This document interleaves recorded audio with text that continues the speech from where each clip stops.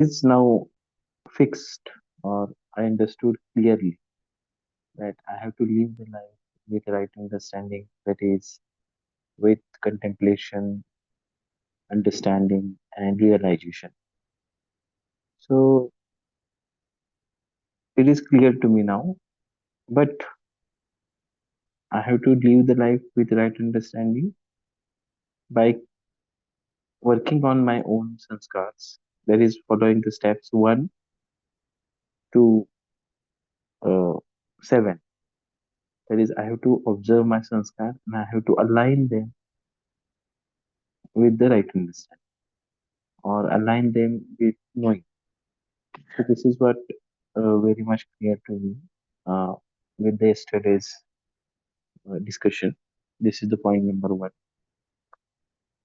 Point number 2 is that uh, the mistake which I do generally.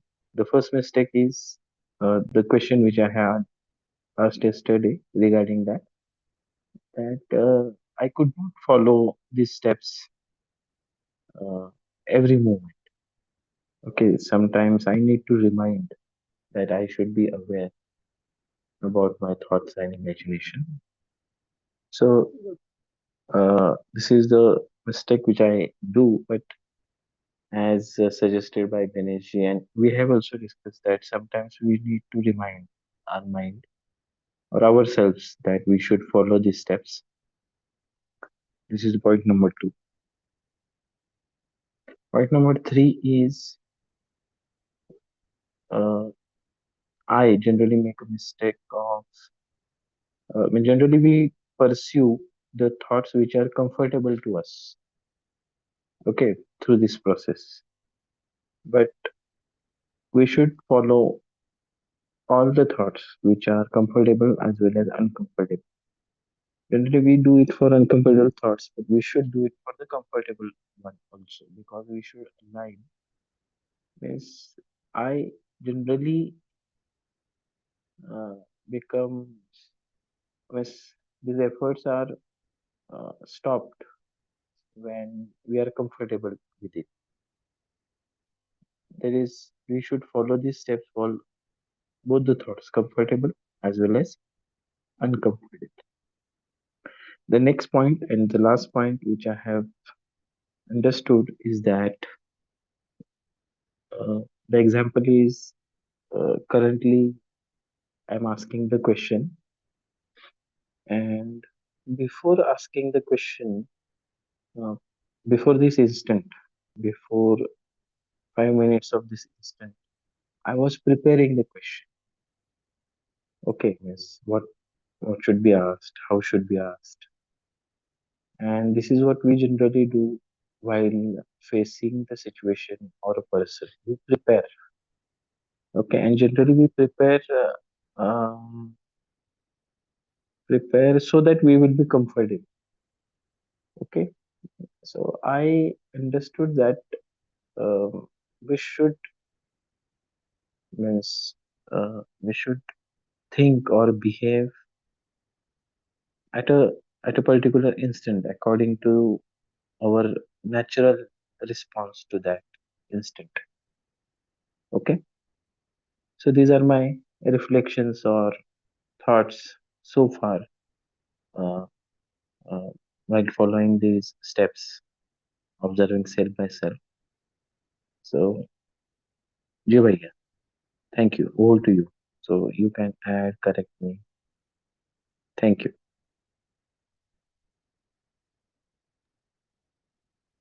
Yes. So nice, Bhaiya.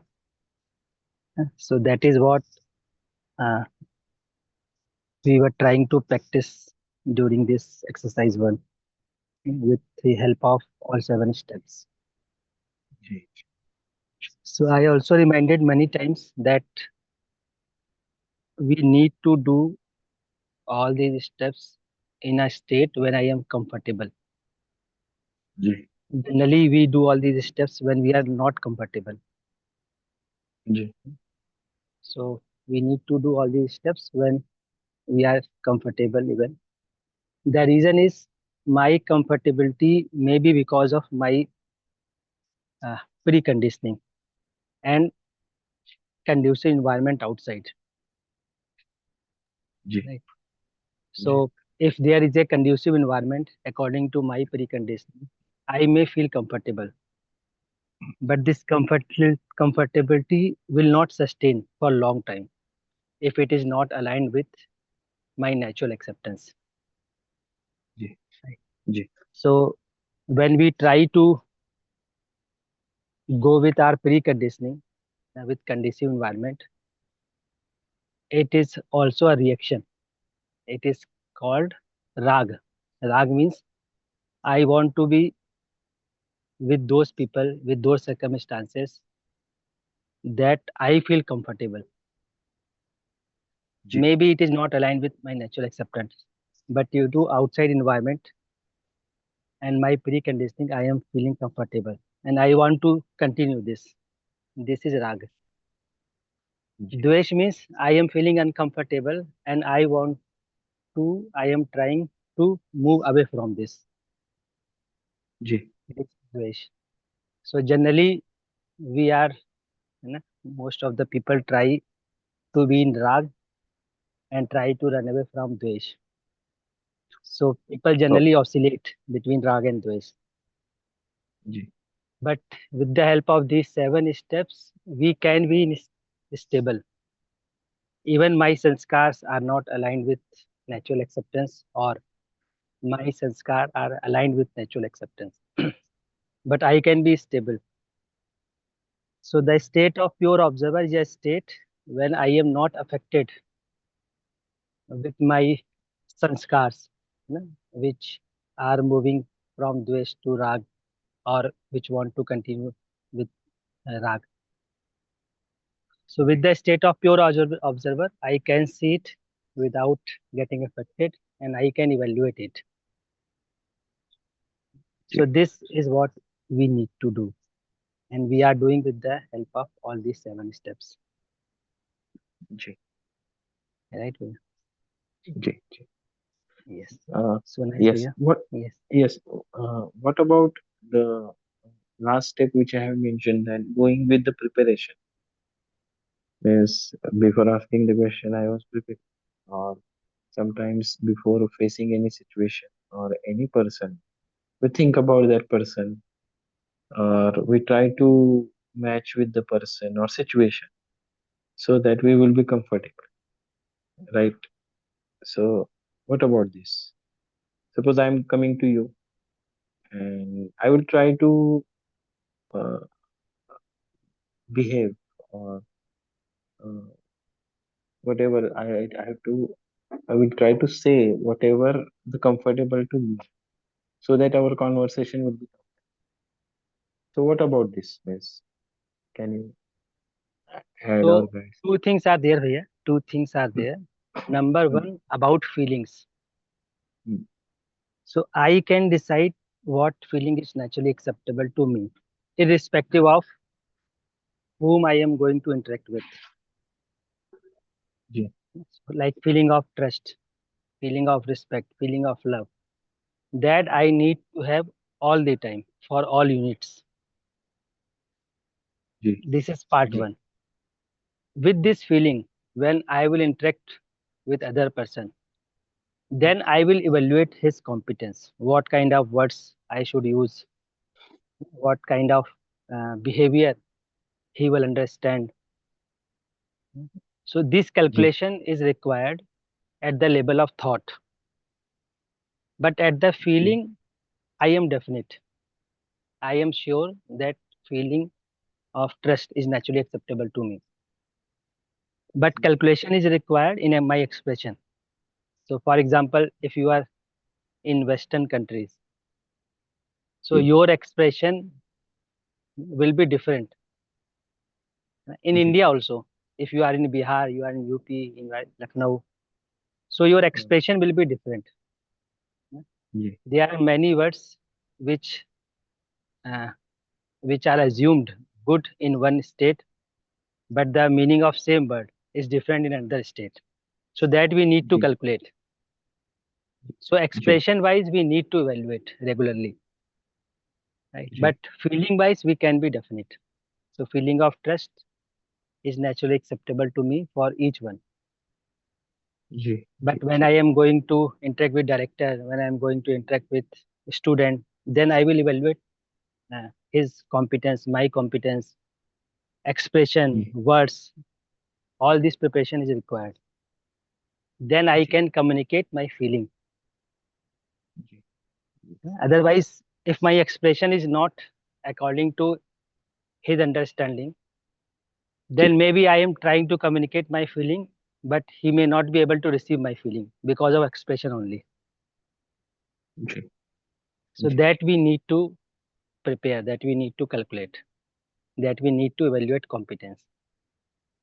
जी भाई But at the part ji of feeling, we can be definite, definite. Ji ji ji Yes, yeah.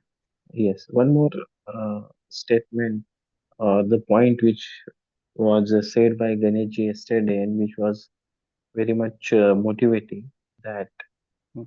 uh, we have to do the things with being incomfortable in us. We should not be comfortable by doing the things. मतलब सहज Hmm. होके करना है करके सहज नहीं. जी Yes, भाई. yeah. Yes. Yes. So Yes. when I am going to interact with other persons, you know, so if I am interacting with the feelings which are naturally acceptable to me, then we will be comfortable within ourselves, and then we can interact with him. Otherwise, if I am not aware of my feelings, I have not ensured naturally acceptable feelings within me, then it will be difficult to interact with him and with right feelings. Ji So सहज होके करना means now I am aware what is naturally acceptable to me. Now I have ensured feelings that are naturally acceptable to me. Now with this feeling, I am interacting with other person. So with this, I will not be affected by his words, by his behavior, because I am comfortable with him. And each time I will evaluate his competence, my competence, and that can naturally be done with the feeling of relationship. Ji If I am not able to ensure this, then during interaction, I may feel hurt. Then I will convince myself somehow, no, feeling of trust is naturally acceptable to me. After hurt, I will be convincing myself. Then I cannot interact uh, naturally. But once I have assured feelings within me, then I can interact naturally without getting affected from his behavior, by his behavior. So this is the meaning of सहज होके करना. जी भाई. जी धन्यवाद. धन्यवाद. Okay, भाई. Yes. Yes. Okay. नमस्ते भैया. नमस्ते. नमस्ते. So let's take another reflection. So we have Geeta ji with us. Namaste Didi. नमस्ते भैया, सभी को नमस्ते. जी. भैया, this question I have asked you already, but still I am unable to disassociate with those abusive words and false allegations. I am carried away by those words. Yes, concepts-wise, I am clear that I am a pure self. But at that moment, at those situations, I am not aware of myself. And I stand helpless, Bhaiya.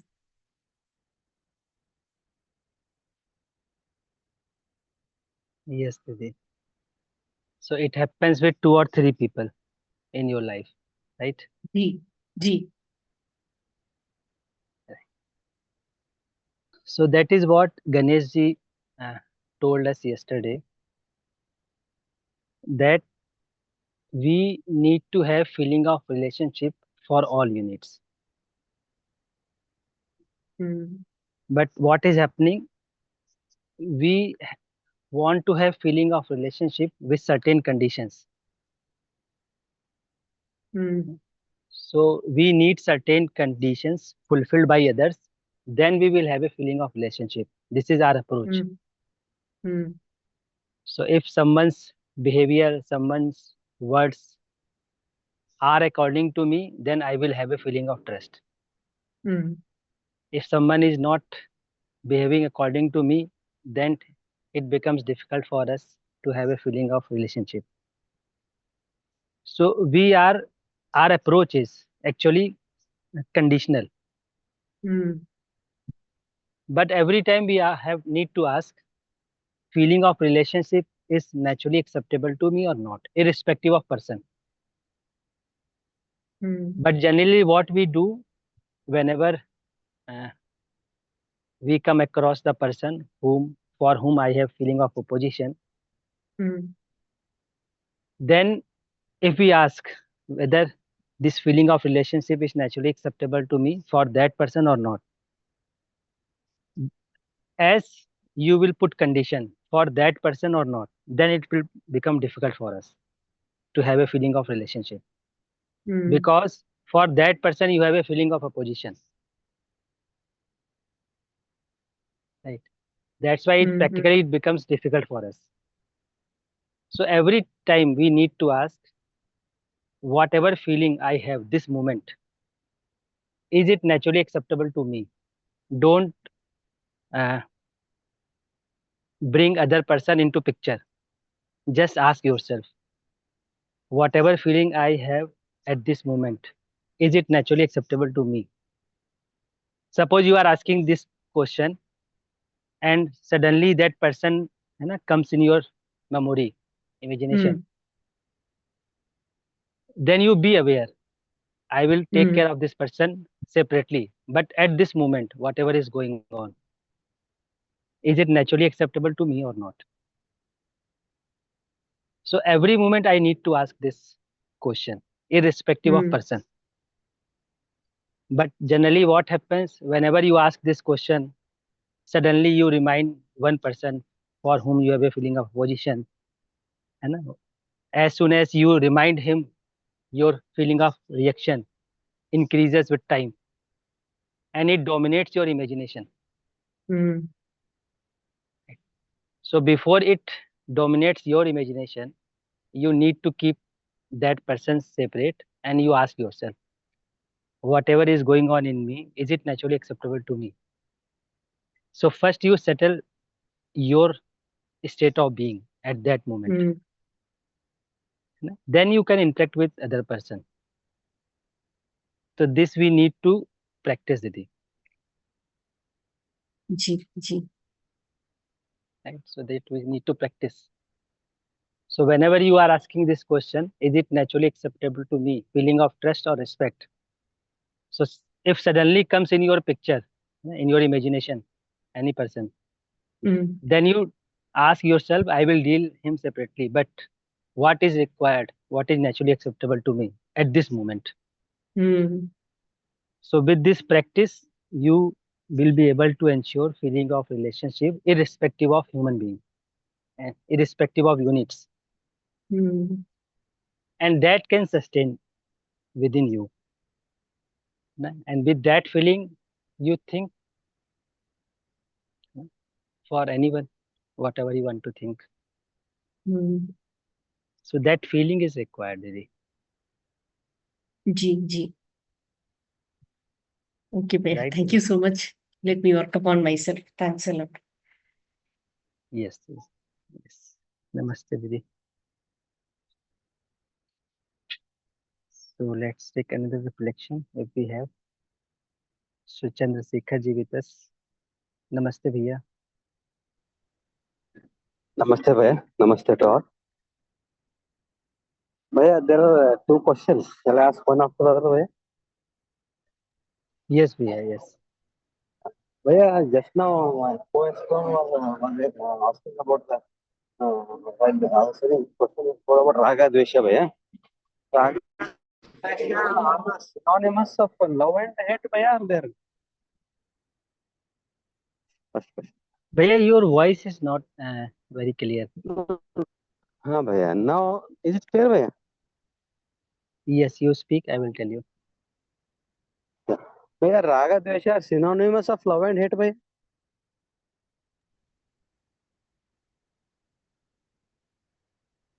Uh, are they same भैया, राग द्वेष same as love and hate, और difference exists? love means I am feeling related to everyone.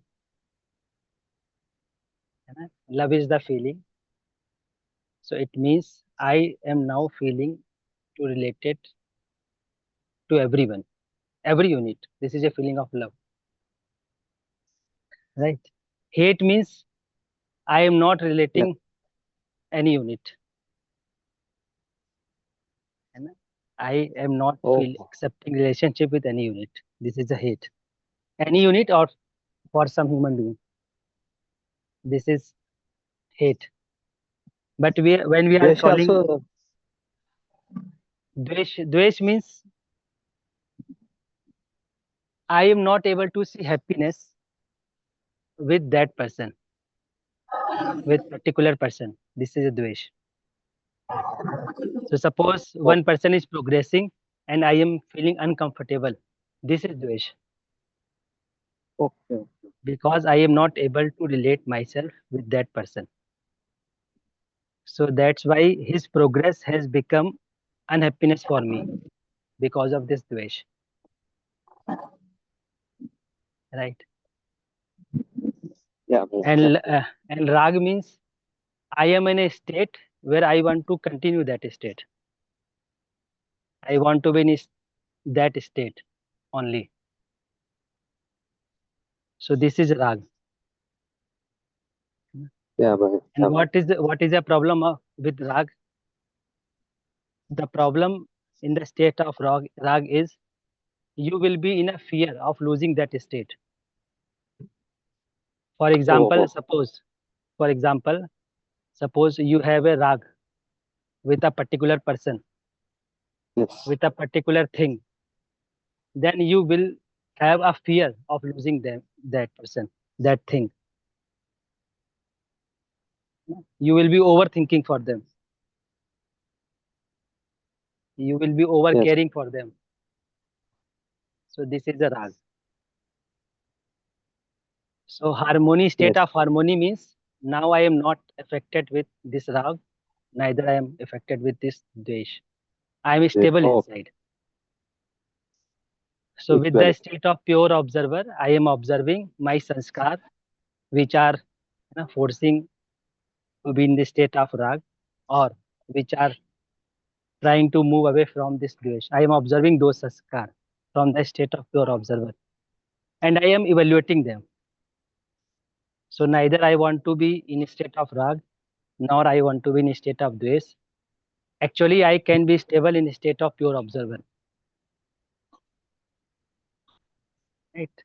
So if you see people around us, most of the people you can see fluctuating in these two domains. So suppose Yes. I Yes. have rag for some post, then I will start dominating. I will be in fear of losing that post. Losing it. Yes, sir. So that characteristics will emerge with rag.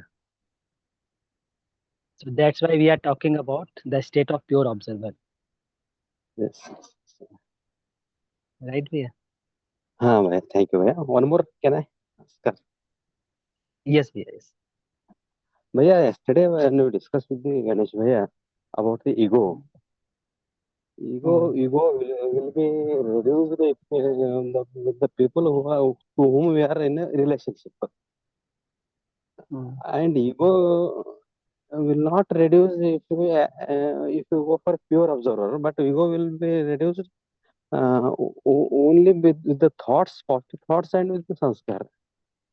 Whether I rightly heard bhaiya, is it? Ego means over-evaluation, simply. Okay. So suppose in your family, if you have over-evaluated yourself, that I am the person who is earning, and because of me, this family is earning. So now this is ego. Yes. So this is not only you because of whom this family is running. Every member is participating directly or indirectly. So I am able to see myself with others' participation. I am able to see my participation with others' participation. This will lose my ego. Okay. If I am in ego, then somehow I will conclude that because of me it is happening only. So for example, you plant a tree. Suppose you take a seed and put in the soil, and after few years it has grown up. Now Yes. if you are in ego, the thought will come that because of me this tree has grown up. This is ego. Yes. So it is not because of you. The whole environment is working. The whole Yes. Yes. ecosystem is working. All And with units are my helping it certain to grow. participation, yes, yes. And with my certain participation, this seed has turned into a tree. So this is right evaluation. Yes. Yes. You can be proud of it, but cannot take full share credit. Yes, why? Yeah. So I am evaluating my participation rightly. So this was my participation and rest nature was working. In the combination of both, this tree has grown up. Right. So for example, in your family, suppose your Yes, why? wife is housewife, simply. Yes. So you are earning, this is right. But directly, indirectly, your wife is also contributing to run your house. She is preparing your child, right? She is preparing your lunch. She is preparing your Yes. breakfast. With her Yes, why? contribution, you are able to do this job. 100%. But if I ignore all this participation and I conclude that this is only me who is doing all this thing, then it is the ego. Ego means I am seeing myself without uh, without seeing others' participation. So I am over evaluating myself. So this is ego. So I am seeing myself in isolation, not in interconnectedness with others. This is ego. Okay. Yes, why? Yes, why? Right, Bhaiya? Yes, why? But that's what. How can we reduce? Whether sanskar is also boosting it to grow. Yes. So you need to observe your sanskar, and we need Yes. to make effort to align my sanskar in with harmony, relationship, and coexistence. So once I align my sanskar with coexistence, then these sanskar will be able to see others' coexistence also. Right. So working on Yeah. this realization, contemplation, and understanding will rightly evaluate my sanskar. So that's what Ganeshji told yesterday. If I am in a state of pure observer, this evaluation will start naturally. Okay. Evaluation will start naturally, and all those sanskar who are not aligned, uh, that are not aligned with this relationship, gradually they will align with relationship. So once they are aligned with relationship, then I will be able to see others' participation, my participation, in combination. So that will be a natural process. Only we need to make effort to be in a state of pure observer. Rest thing will happen naturally. Okay. Yes. Right? Yes, sir. About the exercise one also, yeah, Ganesh told first three steps are related to feelings, and the fourth, fifth related to sanskar, and sixth, seventh also related to both sanskar and feeling. Yes. So because in sixth, seventh step, we are talking about relationship, harmony, and coexistence. So I am focusing on relationship, harmony, and coexistence. With this, my feelings will be according to relationship, harmony, and coexistence, and my thoughts will be aligned with this. So I am working on feeling, I am working on thought, and I am working on this state of pure observer. So all three will be covered as we move step 1 to 7. After 7, again I am coming back to first Vaya. After 7, now I am after no, only 7th step is it here. So in 7th step, what we are doing? In 7th step, I am focusing on relationship, harmony, and coexistence in the state of pure observer. And now my sanskar will start evaluating, and I will ensure this sanskar in alignment with relationship, harmony, and coexistence. Yes, ma'am. So B1 Yes. block is covered and B2 block is also covered. B2 means at the level of thought. That is Okay. also covered. Right? Yes, Priya? yes, Vaya. Very correct. Thank you, Vaya. Thank you. Okay, Priya. Namaste. Namaste, Vaya.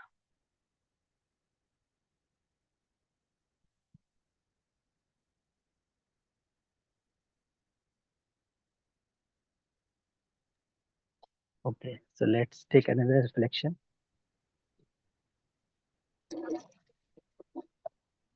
So we have Ganesh Ravinder ji with us. Namaste, Bhaiya.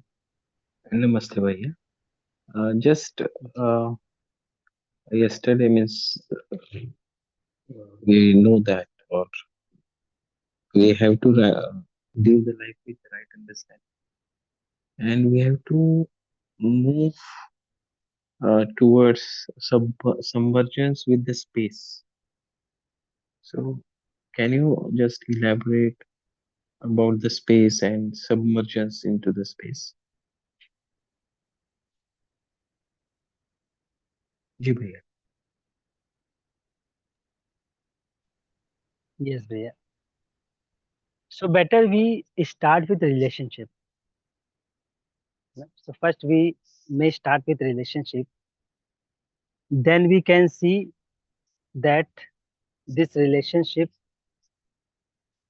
exists in every unit. As a human being, I have potential to have this feeling of relationship for every unit. With this, we can see that every unit is in relationship, and is self-organized also. So it is self-organized and in relationship. Then gradually we can see that it is self-organized in coexistence, in submergence with space. So we can start from relationship and can go to this submergence of space. But if we start directly with space, then it will be difficult for us to see it there, because it is more subtle thing. So we can start from where we can see easily. So for example, relationship. So if you see this tree, soil, water, river, they all recognizes its relationship and fulfill it. This we can see easily. Then next, if we focus on this, then we can see more subtle thing. More subtle thing means now we can see that each tree, each unit is self-organized in itself. So they are conducting in a self-organized manner, and in a self-organized manner, they are recognizing its relationship with other units. So this is another. Now we can move more subtle thing. So what will be more subtle thing is, these units are self-organized in submergence of space. So now it is up to us where we start from. So coexistence is expressing everywhere. we can start from grosser level and move to subtle level. So for example, if you see two trees, you can see these two trees at a distance. So you can see two things. One thing is tree is self-organized unit. It recognizes its relationship with other units. This is one part. Second part, you can see at gross level that two trees are at a certain distance. But at subtle level, in a subtlest level, you will find that this distance actually is a physical distance, but all these units are submerged in space. So because I am not able to see that subtle thing, so I am seeing this space as a distance. But as my competence increases to see the subtle thing, I will be able to see that this distance is also a space. So space is everywhere. So between two leaves, there is a space. Between me and tree, there is a space. There are millions of cells in my body. All these things are in coexistence of space. And all cells are energized, self-organized, and it recognizes its relationship with other cells also. So all these things are happening in submergence of space. So you can move from grosser to subtle level. But if you want to see directly this submergence or space, then you may have difficulty here to see it. So better to move from grosser to subtle gradually. So, can we say that the space is a state of being and seeing this all the units uh, simultaneously? So you are trying to analyze the space. Yes, yes, yes. G. You are trying to analyze the space. G. Sir, but what I am saying is we can realize this space. We can realize my coexistence, my submergence with space. G. So this is not a state, this is a reality that exists everywhere. As I am a reality with some limitations, space is also a reality that exists everywhere. So suppose this body, it is a reality and it exists in coexistence with space. Right. So generally we see the body, but where this body exists, it exists in submergence of space. That's why it is a self-organized, it is a energized, it recognizes its relationship with other units. If you see ourself as a consciousness, so there are many activities are going on, desire, thought, expectations, etc. All these activities are happening in submergence of space.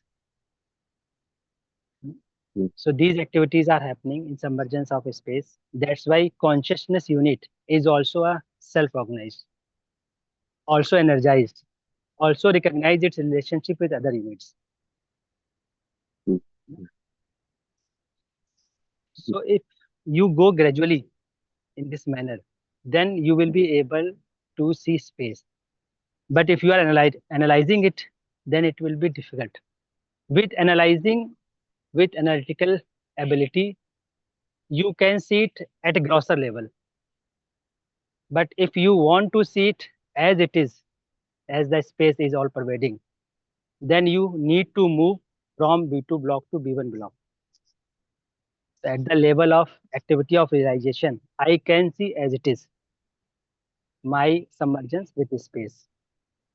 But if you are trying to see this space at lower level activities, for example, of block B2, at the level of thought, then you will analyze it, but you cannot realize it.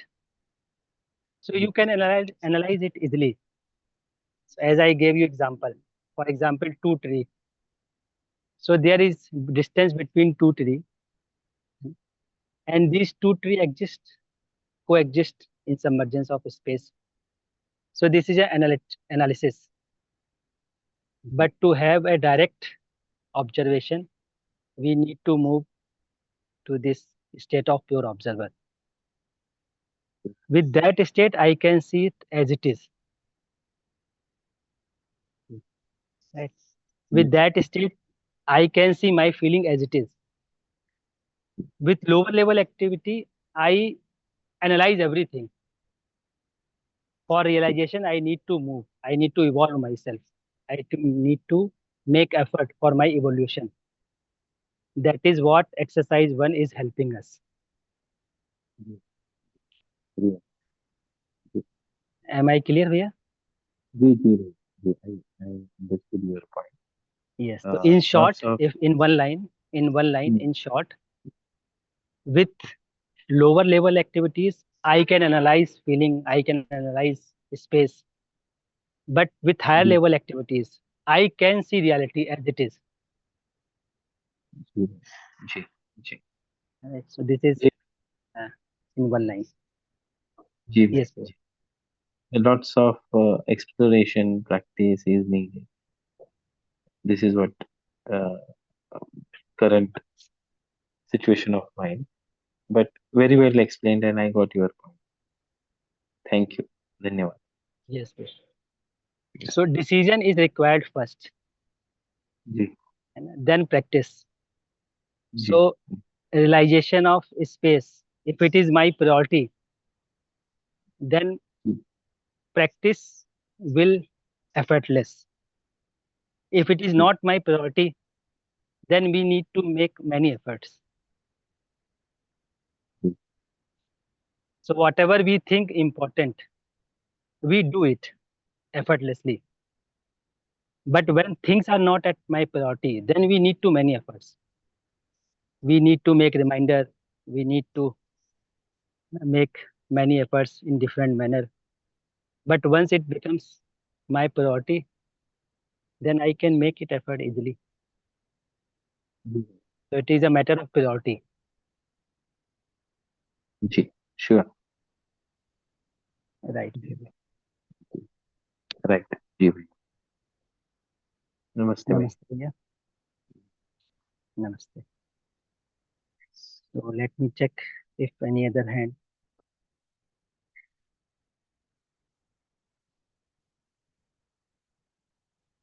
Yes. So we have one more hand. No. Okay. So no hand is raised. So if anyone else, so we have Pratibha ji with us. Namaste. Namaste, Bhaiya. Am I audible, Bhaiya? Yes, Didi, yes. Bhaiya, one question is that you have told us about Rag and Dvesa. Then I was Hmm. correlating that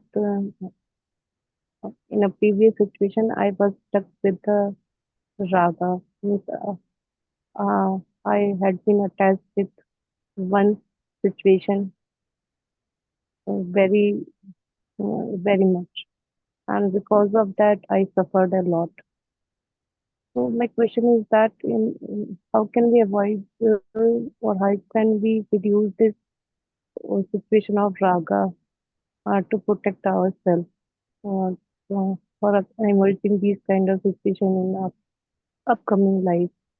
And second, my second question is that whatever we are practicing, like exercise 1 and exercise 2, is this somewhat related with the Kundalini Jagran?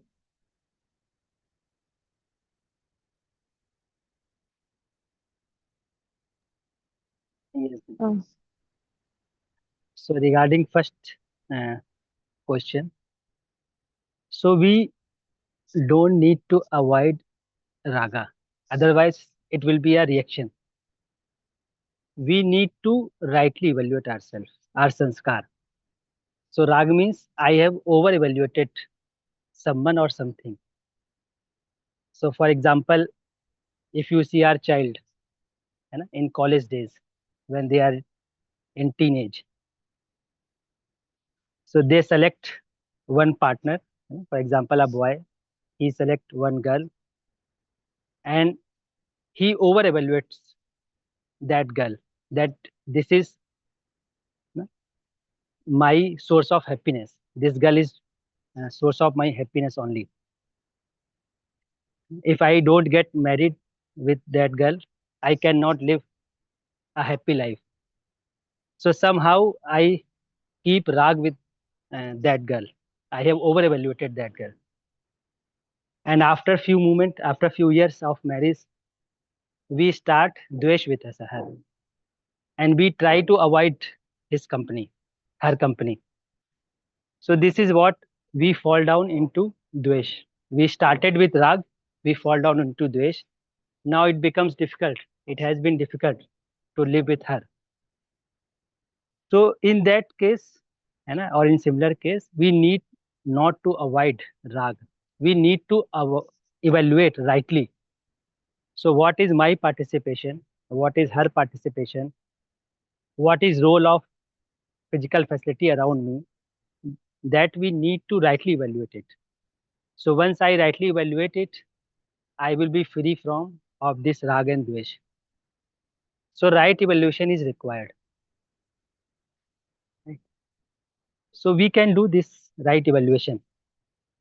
So I am suffering because in the past I have over evaluated that person or something. Now I am under evaluating it. That's why I am suffering. So at some time in past, I have over evaluated that this is only the person who can make me happy. Now after many years, I am under evaluating that person. It cannot be source of my happiness. This person cannot be source of my happiness. And if you see in the past also, I could not make sense that my happiness can be ensured with my right understanding. And in present also, I am not able to sense that my happiness can be ensured with my right understanding. So that's why we are suffering most of the time. So what we need to do, we need to rightly evaluate. We need to rightly evaluate other person's participation. We need to rightly evaluate my sanskar. So with this, we can, or we will not be sufferer of that person or that thing, whatever is. So right evaluation is required, Didi. Is it okay, Didi? Yeah. Is it appealing you or not? My answer is appealing you or not?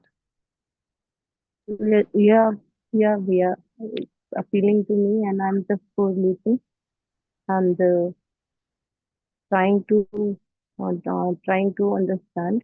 And now I think I'm very much clear. Yes. So generally, we suffer because of we either over evaluated the things or under evaluated the things. This is the cause of our suffering, and it is happening because of my sanskar. My sanskar is like this: either I over evaluate someone or under evaluate someone. So both in both direction we are sufferer. So what is required? We need to do right evaluation, and for that we need to observe my sanskar. And for that, this exercise 1 is helping us. So what exercise 1 is? Exercise 1 is helping us to be in a state of pure observer. Right? So without giving reaction, without evaluating it, I am trying to be in a state of pure observer. And with this state, now I am observing my sanskar.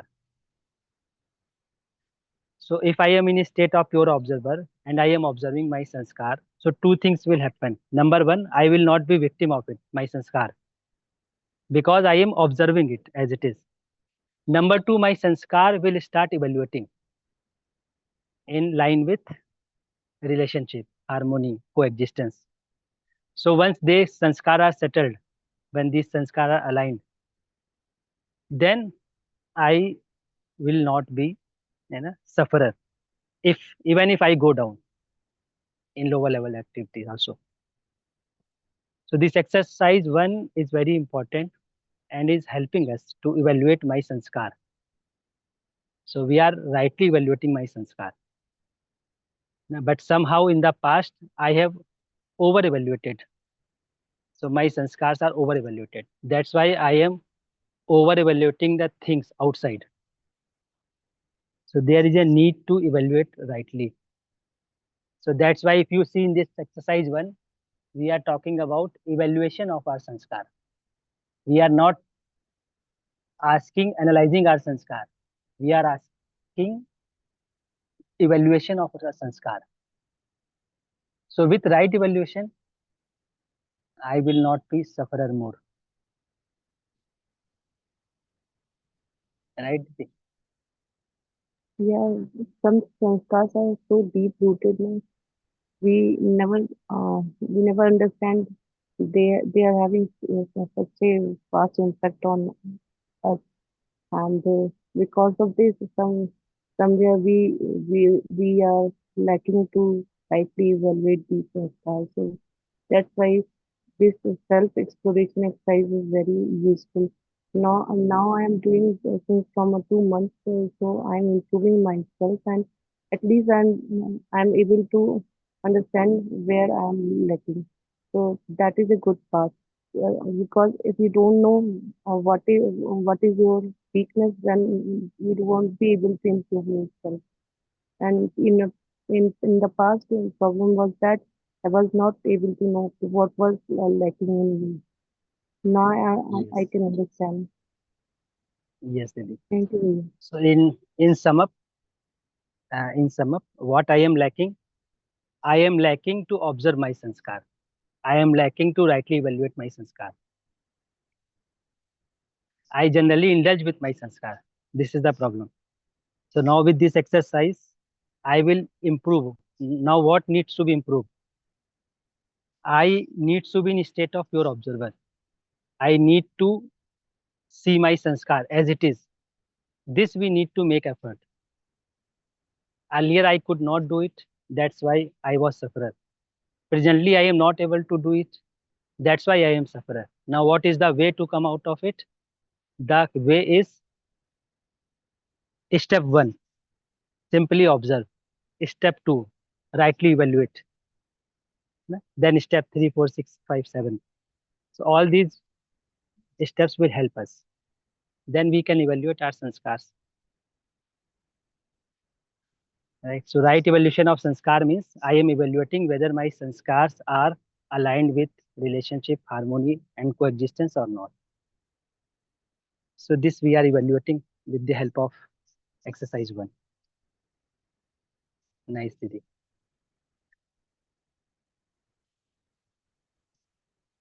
Yeah, Right. my second question, Kundli Chawla. I cannot comment on that, Didi, now because I am not aware of this Kundli Jagaran much. So I will discuss it with Ganesh ji.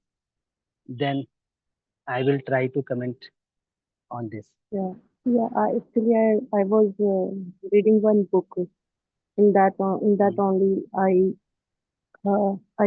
heard about that there are there are seven chakras, and yes, seven chakras in this. Um, that is helpful for Kundli Dragon. So I was correlating whatever I am learning from that human value.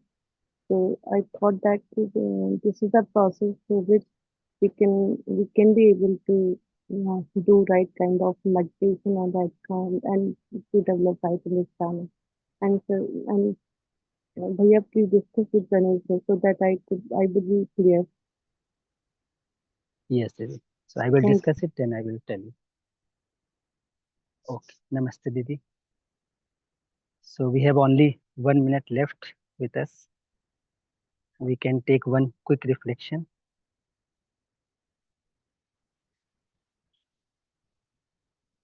So we have Dr. Rama Gupta ji with us.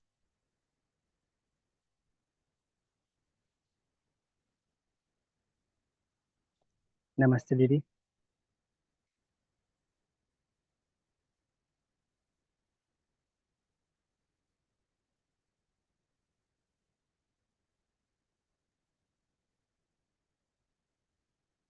You are unmuted.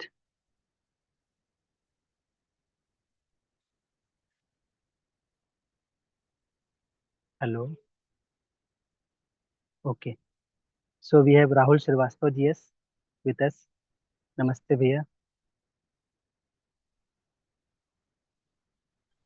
Hello.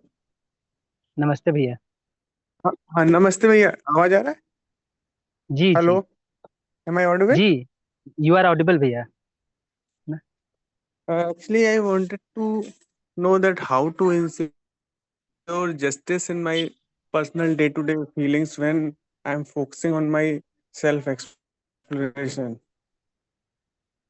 Because what Okay happens भैया। sometimes when I'm focusing on my hmm. self-exploration, at that time, what happens that I am doing my things at a particular time, but expectation from my wife is that I should contribute more towards upbringing of my childrens, and I should focus for their learning.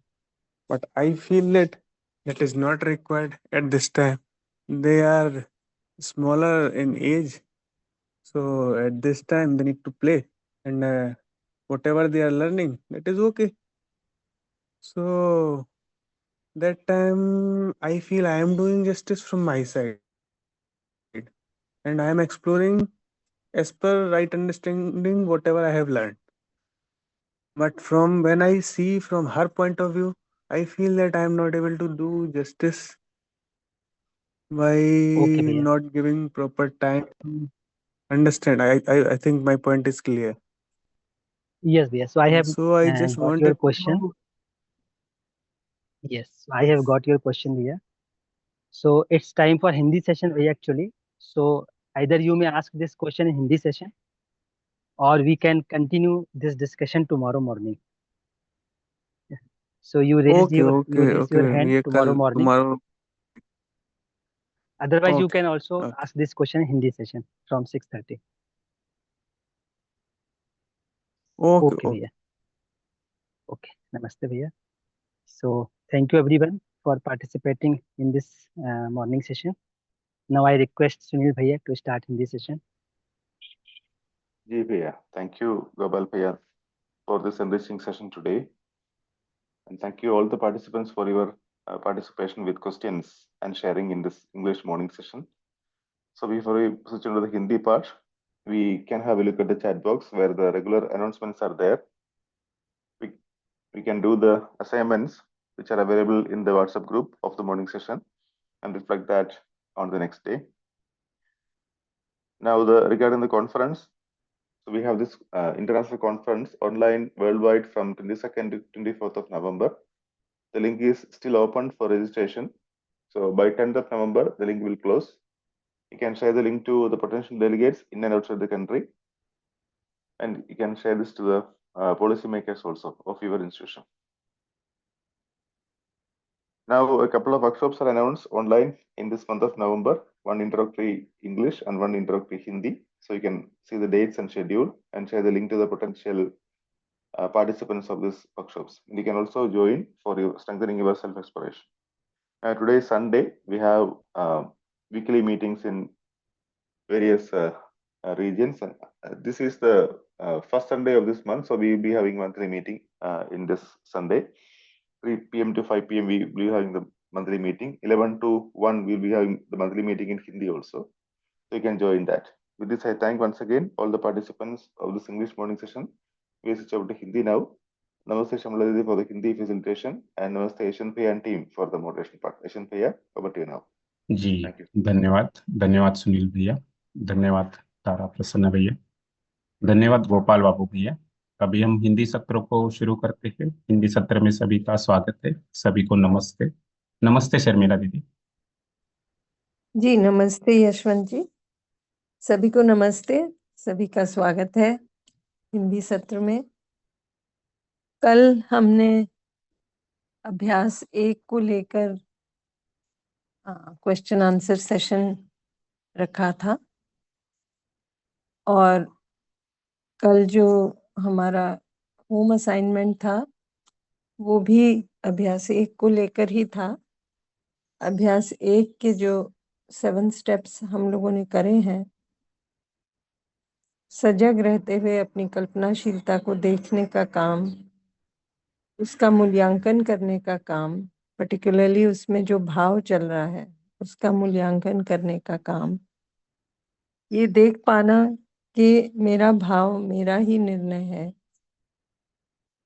और इस पर ध्यान जाना कि ये जो निर्णय मैं लेती हूँ या लेता हूँ, ये किस आधार पर लेता हूँ। हमने बहुत कुछ माना होता है, उस आधार पर हम अपने भाव को तय करते हैं। यदि हमारा मानना सही है, सही यानी जैसी चीजें हैं वैसा ही है, तो प्रॉब्लम नहीं है। लेकिन यदि हमारा मानना उससे कुछ अन्यथा है, तो फिर हम सही भाव का चुनाव नहीं कर पाते हैं अपने अंदर, और दुखी होते हैं उससे। लेकिन चाहते हम हैं सुखी रहना निरंतर, तो उसके लिए ये बात हुई कि हमें सही समझ की आवश्यकता है, और उसके लिए यही प्रोसेस हम अपना रहे हैं। ये जो हमने अभ्यास 1 के 7 स्टेप्स की बात कही, और क्योंकि सही समझ अभी बनने को समय लग सकता है, तो हमने तुरंत ही काम हम शुरू कर सकते हैं अपनी सहज स्वीकृति को लेकर।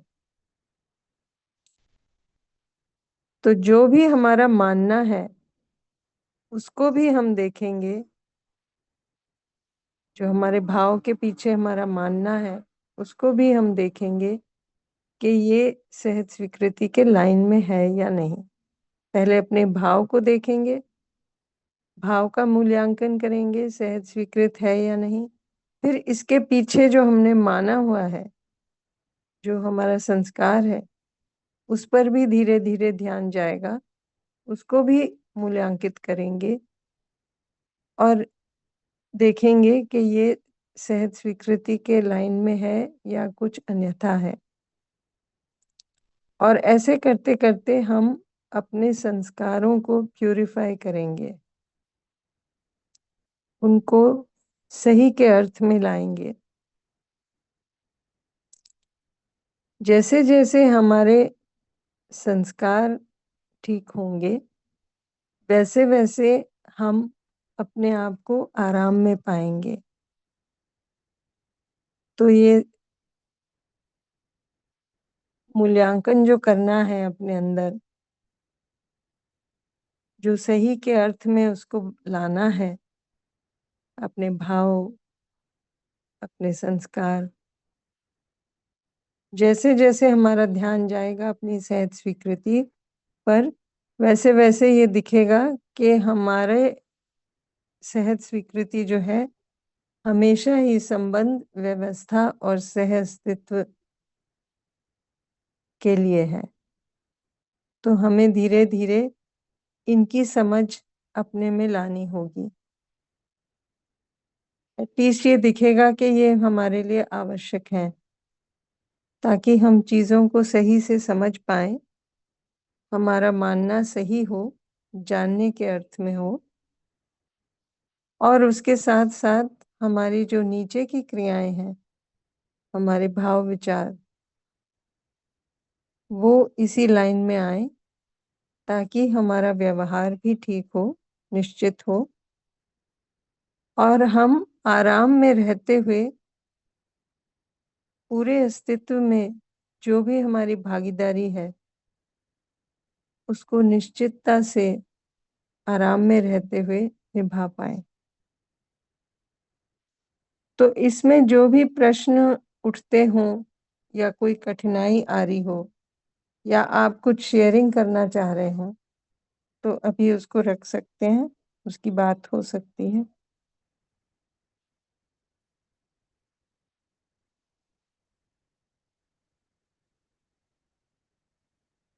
राहुल श्रीवास्तव जी का हैंड रेज है, इंग्लिश सेशन से है, या आपका कुछ प्रश्न हो तो अभी रख सकते हैं, या शेयरिंग।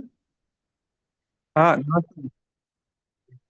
नमस्ते दीदी, मैं ये पूछ रहा था कि जस्टिस को अपने personal day to day life में कैसे इंश्योर कर सकते हैं, जबकि हम अपने जैसे जो भी हमने अभी इस यूएचवी के थ्रू अंडरस्टैंडिंग बनाई है उसके बेसिस पे मैं अपना एक रूटीन तय करके उस हिसाब से जी रहा हूँ।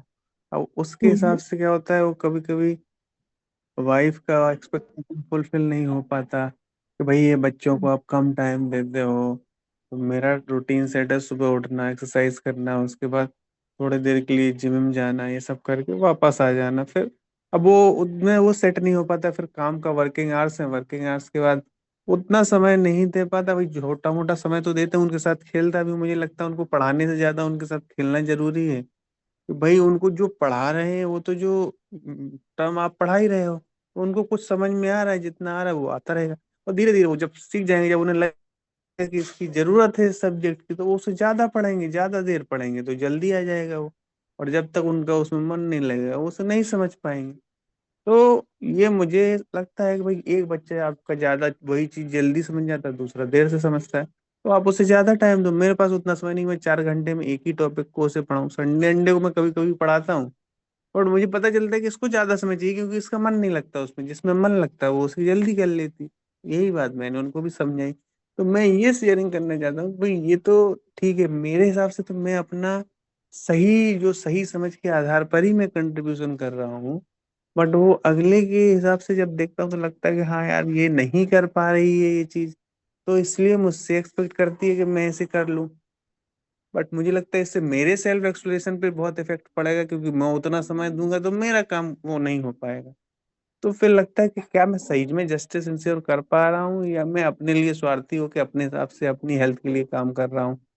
फिर मुझे लगता है मैं तो कर रहा हूँ, फिर तो मुझे लग रहा है कि ये एक्सप्लेनेशन रख के कुछ समझ सकते हैं कि क्या जस्टिस को कैसे इंश्योर किया जाए अपने डे जी टू डे लाइफ में। जी। तो जस्टिस या न्याय, संबंधों में न्याय, है ना, इसका क्या मतलब हुआ, संबंधों में। है ना। हाँ। इसको अगर देखेंगे हम्म। तो दो भागों में देखें। एक तो है करना, हम क्या कर रहे हैं बाहर, एक्टिविटी, है ना। दूसरा है होना, अपने अंदर हमारा भाव क्या है उस एक्टिविटी को करते हुए। जैसे हमने एक्सरसाइज एक में एग्जाम्पल्स उदाहरण भी लिए थे ना। अब जैसे बर्तन धोने की एक्टिविटी है, हम बर्तन धो रहे हैं, बर्तन तो धुल जाएंगे, है ना, लेकिन इम्पोर्टेंट बात ये है हम्म। कि ये करते हुए हमारे अंदर भाव क्या है। यदि हमारे अंदर संबंध का भाव है दूसरे के प्रति, बाकी लोगों के प्रति, इस काम के लिए स्वीकृति का भाव है, तो हम आराम से करेंगे। यदि इसी काम के लिए हमारे में अस्वीकृति है, दूसरे के लिए विरोध है कि दूसरा ये क्यों नहीं कर रहा इसलिए मुझे करना पड़ रहा है, यहाँ दिक्कत है। क्योंकि अब हम वही काम विरोध में रहते हुए करेंगे, और काम तो बाहर हो जाएगा लेकिन हम दुखी बने रहेंगे अपने अंदर। तो ये दोनों जो बातें हैं ना, दोनों इम्पोर्टेंट है। बाहर क्या करना है और अंदर कैसा हमें होना है। तो अभी जो काम हम कर रहे हैं सेल्फ एक्सप्लोरेशन अभ्यास 1 में, हम अपने अंदर होने पर फोकस करने का प्रयास कर रहे हैं। और ये भी बात हुई कि शुरुआत में हो सकता है हमें थोड़ा सा समय निकाल के अपने अंदर ध्यान देना पड़े, लेकिन जैसे जैसे हम इस चीज को के प्रति अभ्यस्त होते जाते हैं, वैसे वैसे हम इस काम को पूरा दिन भर में जो भी कर रहे हैं उसको करते हुए कर सकते हैं। तो ये सेल्फ एक्सप्लोरेशन ऐसी चीज है जिसके लिए हमें अलग से समय निकालने की जरूरत नहीं है। हम जो भी कर रहे हैं एक्टिविटी, उसके साथ साथ हम अपने में इस बात को एक्सप्लोर कर सकते हैं। जनरली क्या होता है, हमारा ध्यान बाहर की तरफ ज्यादा जाता है, घटनाओं पे जाता है, दूसरे का व्यवहार कैसा है उस पर जाता है। लेकिन वहां से जब हम शिफ्ट होके अपने अंदर ध्यान लाते हैं तो ये दिखेगा कि जब मेरा भाव सही है ना, तो मैं अपने में दूसरे के प्रति संबंध भी देख पाता हूँ और अपनी भागीदारी भी अच्छे से तय कर सकता हूँ। तो फॉर एग्जाम्पल, आपने जो एग्जाम्पल लिया, हो सकता है कि हमारी विचारधाराएं थोड़ी थोड़ी अलग हों, है ना। हमारे विचार कुछ इस तरह के हैं कि बच्चों को ज्यादा पढ़ने के लिए नहीं कहा जाए, उनको खेलने दिया जाए, अभी बच्चे छोटे हैं। हो सकता है आपकी पत्नी की विचारधारा कुछ अलग है इससे, है ना। हम देखेंगे तो हस्बैंड वाइफ अलग अलग बैकग्राउंड से आते हैं, हमारे अपब्रिंगिंग अलग अलग होती है, तो हो सकता है वहां से हमने कुछ लिया हो, है ना, जो भी हमारा मानना है। अब इसमें ये देख पाना कि अल्टीमेटली मैं जब अपने अंदर अपने में झांकता हूँ तो मैं अपने में देखूं कि मेरा भाव क्या है दूसरे के प्रति। अभी विचार को अभी रहने देते हैं, विचार के पीछे जो भाव है उस पर जाते हैं, है ना। यदि मैं अपने को दूसरे को अपने जैसा देखता हूं तो मुझे दिखेगा कि ये विचारधाराएं अलग अलग हैं, लेकिन संबंध तो फिर भी है। तो मैं संबंध जब देख पाता हूं तो अपनी भागीदारी को निश्चित करने का प्रयास करता हूं कि ठीक है, अभी उनकी इतनी ही समझ बनी है और वो इस बात से परेशान है कि जो उनका मानना है वो हो नहीं पा रहा। तो ठीक है, मेरा क्या रोल है इसमें, मेरी क्या भागीदारी हो सकती है। सबसे पहले तो संबंध का भाव रखते हुए मैं उनके साथ इस बारे में चर्चा करूं थोड़ी सी। दूसरी बात, जब बच्चों के साथ हम समय बिताते हैं, बच्चे को हम सिखा भी सकते हैं बहुत सी बातें, एक फन तरीके से, मस्ती करते हुए भी बड़ी बड़ी बातें भी सिखाई जा सकती हैं, है ना। बच्चा ग्रेविटी के बारे में जानना चाह रहा है, अगर देखेंगे तो बच्चे में बहुत क्यूरियोसिटी होती है, वो पूछता ही रहता है बचपन से ही। बच्चों को देखेंगे तो बच्चे बहुत से प्रश्न पूछते हैं, ये ऐसा क्यों है, आकाश इतना ऊपर क्यों है, वो नीला ही क्यों है, और तरह तरह के बहुत से प्रश्न। तो क्यों पूछ रहा है, क्योंकि वो जानने के लिए उत्सुक है। हम सभी जानना चाहते हैं, ये हमारी आवश्यकता है चैतन्य की। तो ये बच्चा दर्शाता है बचपन से ही। तो हम जैसे जैसे उसकी क्यूरियोसिटी को शांत करते हैं, उसको ना बातें बताते हैं कहानियों के माध्यम से, अलग अलग तरीकों से, तो धीरे धीरे उसकी समझ बढ़ती है। ये काम हम खेलते समय भी, आराम में रहते हुए भी, खाना खाते समय, नहलाते समय, कई समय पे कर सकते हैं। तो ये एक बात।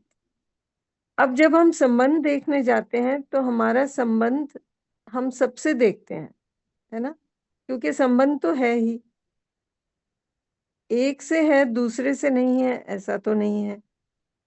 तो जब हम अपने में संबंध का भाव सुनिश्चित करते हैं तो दिखता है कि मेरा संबंध तो बच्चे के साथ भी है, वाइफ के साथ भी है, बाकी सबके साथ भी है। तो ऐसा नहीं है कि एक को ध्यान देने में मेरा संबंध का भाव वहां से शिफ्ट हो जाएगा। जब मैं अपनी सहज स्वीकृति पर ध्यान दूंगा तो मुझे देखेगा कि संबंध का भाव ही मेरे लिए सही है। इसी भाव को रखते हुए हम आराम में हैं, वरना नहीं है। तो इस संबंध के भाव पर ध्यान देंगे, अपनी सहज स्वीकृति पे ध्यान देंगे, तो दिखेगा कि कभी कभी हमारा ये जो भाव है ये शिफ्ट होता रहता है। एक तरह से एक कंडीशनल भाव हम रखते हैं। दूसरा ऐसा करता है तो हम संबंध का भाव रखते हैं, दूसरा ऐसा नहीं करता या उसका व्यवहार कुछ अलग है जो हम चाहते हैं उससे, तो हम विरोध में आ जाते हैं। अगर ऐसा हो रहा है तो यहाँ कठिनाई मेरे में ही है, दूसरे में तो होगी ही बट मुझ में भी है। तो शुरुआत कहाँ से करेंगे? अपने से करेंगे।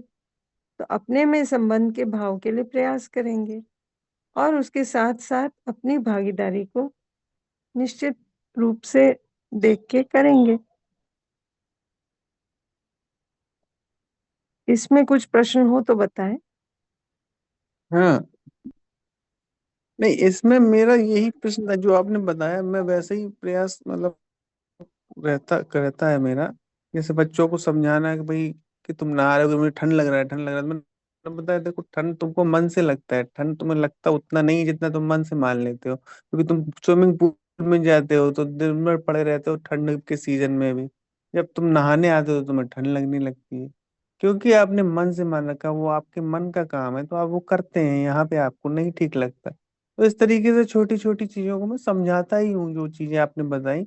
तो उस तरीके से छोटे छोटे उसमें कि भाई ये बॉल ऊपर क्यों गई, ऐसे ही खेलते हैं। मैं इन प्रैक्टिकल चीजों से तो उन्हें सिखाते हूँ। यही तो मेरा कहना कि किताबों से मतलब नहीं है, ये जो उनका प्रैक्टिकल जो उनके देखिए क्वेश्चंस हैं हम उनको क्या आप करते रिजॉल्व हैं करो। ना, और जब एक उनका एक हाँ, सेकेंड, हम क्या करते हैं ना, दूसरे में क्या ठीक नहीं है उस पर ही ध्यान देते जाते हैं और उसको नकारते जाते हैं। आपको भी अगर हम अभी मैं कहूं कि ये जो आप कर रहे हैं ना, आपके अंदर भाव ठीक नहीं है ना, ऐसा अगर मैं कहूं तो आपको भी सुनने की इच्छा नहीं होगी, है ना। दूसरा भी, जब हम दूसरे को नकारते हैं ना तो दूसरा भी हमसे रुष्ट हो जाता है, एक तरह से अलग हो जाता है, या हमारे से शेयर करना कम कर देता है। वो धीरे धीरे दिखता है। हम उसमें क्या सही है उसकी तरफ उसका ध्यान रखें, है ना। तो जो सही नहीं है वो अपने आप गिरेगा ही। अभी हम क्या करते हैं, तुम ऐसा करते हो ये गलत है, ऐसा करो। लेकिन अगर हम उसको एक प्रपोजल के तौर पर बात को रखें और उसको ही पूछने दें, देखने दें अपने अंदर, वो मुझे लगता है आप पाएंगे कि वो ज्यादा एक स्वीकृत तरीके से हो पाएगा। अभी जैसे यूएचबी वर्कशॉप है ना, इसमें बहुत सी बातें कही गई हैं, लेकिन प्रस्ताव के रूप में रखा जाए इस पर बहुत बड़ा फोकस है। आपने नोट किया होगा, हर चीज को प्रस्ताव के रूप में रखा जाए और आपसे पूछा जाए कि आपको क्या लगता है। तो दिखेगा इसमें दूसरा अपने आप को फ्री महसूस करता है कि हम अपने अंदर देखें और हम फ्री हैं एक्सप्लोर करने के लिए।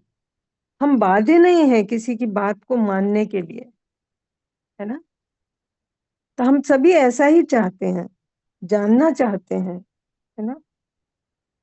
तो धीरे धीरे वो बात आगे बढ़ सकती है, लेकिन थोड़ा सा इसको आपको एक्सप्लोर करना पड़ेगा कि हमारा भाव जब गड़बड़ होता है तो हम दूसरे को अपने से अलग देखते हैं।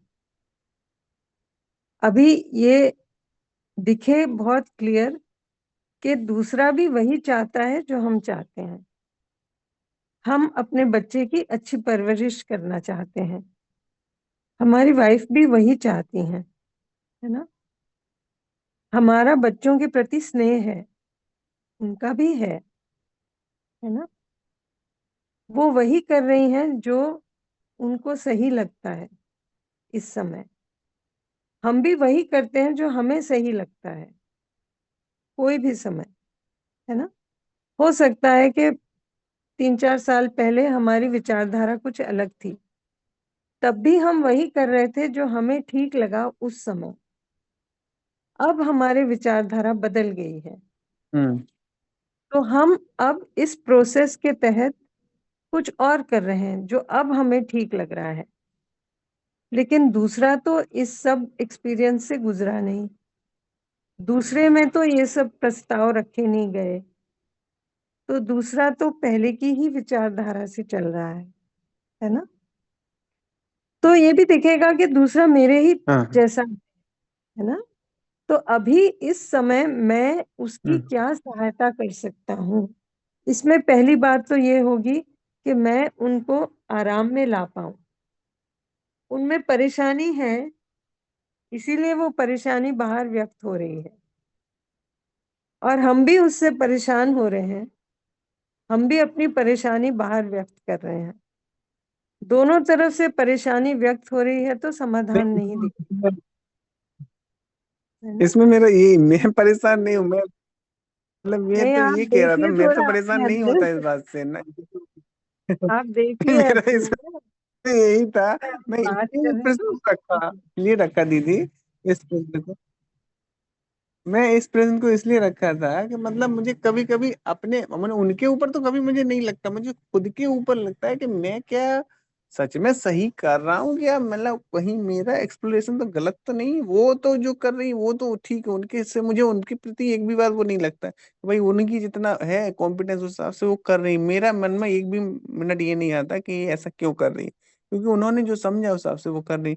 बट मैं अपने लिए ये क्वेश्चन रख रहा था कि मैं अगर ऐसा कर रहा हूँ तो मेरे मतलब कहीं मतलब मैं सच में स्वार्थी भाव से तो ये कर रहा हूँ, या मेरा ये तरीका ठीक है। मैं सिर्फ ये कहने का प्रयास था मेरा, क्योंकि मैं तो उन्हें बीच बीच में यही समझा दूं कि यार देखो तुम भी इस तरीके को ट्राई करो, इसमें कुछ ऐसा दिक्कत नहीं।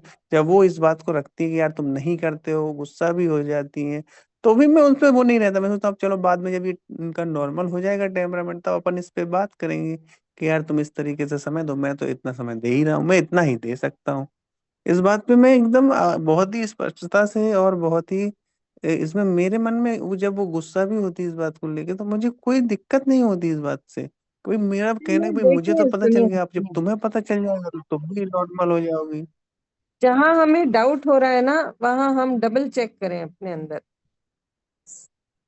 हाँ इसीलिए मैं इसको रखा है है यहाँ ना। पे। हाँ हाँ, तो जैसे आप दूसरे के लिए बात कर रहे हैं ना, उससे ऐसा प्रतीत होता है कि यहाँ हम दूसरे को अपने से अलग देख रहे हैं,